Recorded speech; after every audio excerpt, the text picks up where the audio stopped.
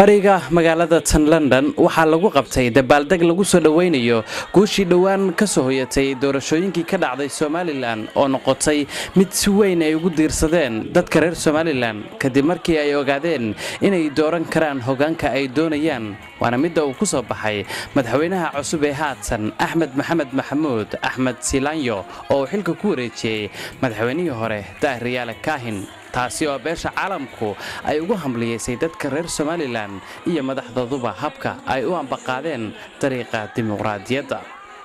goobtii aan tagay ee xafladdu ay ka socotay oo ahayd meel si wanaagsan loo sagaasimay dadkuna ay soo buuxdhaafiyeen ayaa waxa dadka wajiyadooda ka muuqday farxad iyo reereyn ay ku soo dhaweynayaan isbeddelka ka dhacay deegaanadaasi iyadoo dadku calanka xisbiga kulmiye iyo kan Somalilandba ay ruuxayeen halka hablaha qaarna ayba ku soo labisteen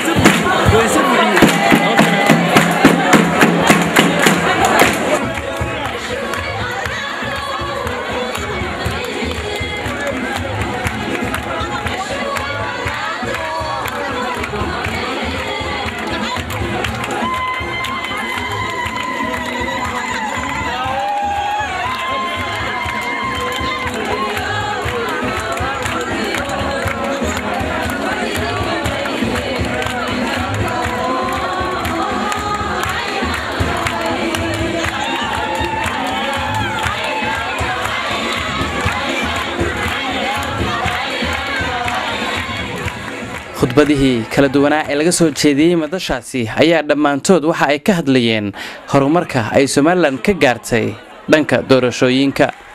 Dr. Saad Cali Shire wasiirka qorsheynta qaranka iyo horumarinta ayaa kamid ahaa dadkii halkaasi ka hadlay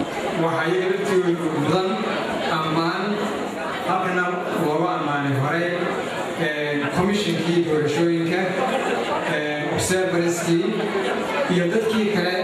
ka qayb galay doorashadii sida wanaagsan inoogu dhacday aynu ku dooranay madaxweynaha cusub waxay la tahay xafladan sida ay noogu dhacday iyo doorashaduba sida ay noogu dhacday waxay tusaale u yihiin waxaynu qabsan karno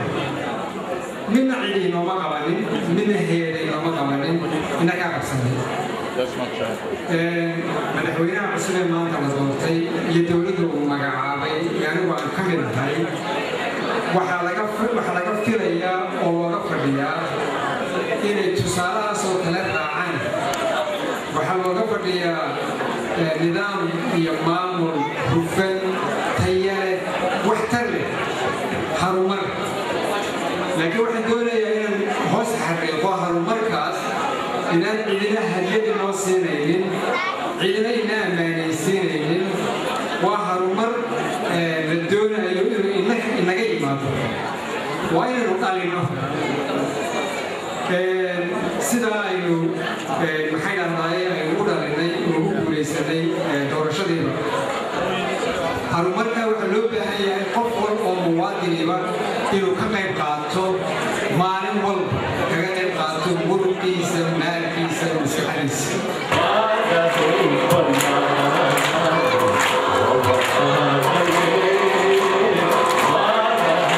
ugu dambaystii dabaaldegan ayaa waxa uu ku soo gabagaboobay jawi aad u qurux badan iyagoo dhammaan dadkii halkaas ka soo qayb galayna ay ku wada faraxsanaayeen habka ay u socotay xafladdu isla markaana u mahad celinayeen soo qabanqaabiyaashii xafladan Cabdinaasir Cirro Universal TV East London